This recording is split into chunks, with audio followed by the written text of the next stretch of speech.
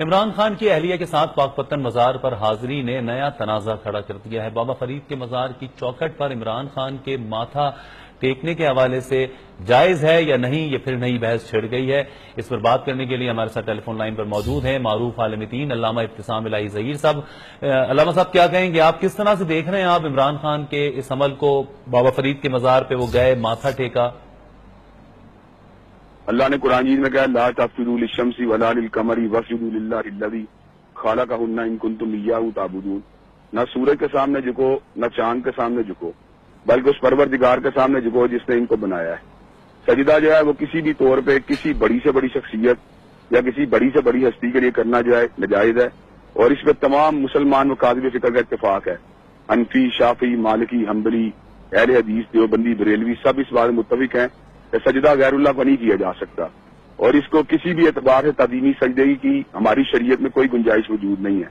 تعظیمی سجدے کو جو ہے وہ حرام قرار دے دیا گیا ہے، اور عبادت کا سجدہ کرنا جو ہے شرک ہے۔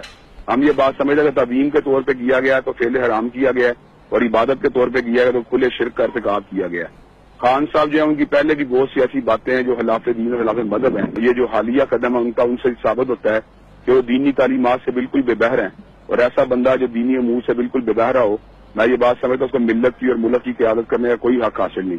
تو میں یہ بات سمجھتا ہوں پبلک کو اپنے افیئرز کو ایسے بندے کو دینے سے پہلے کئی مرتبہ سوچنا چاہیے کہ وہ بندہ جو اللہ تبارک و تعالیٰ، کلام حمید، سنت رسول اللہ صلی اللہ علیہ وسلم، شریعت مطہرہ کی تعلیمات سے بالکل بے خبر ہے، ایسے بندے کو اگر ملک کے زمامے کار دے دیے گئے تو ملک کے اندر مزید کنٹروورسیز پیدا ہوں گی، کنفلکٹس پیدا ہوں گے، اور ملک کے اندر انتشار خلفشار کو۔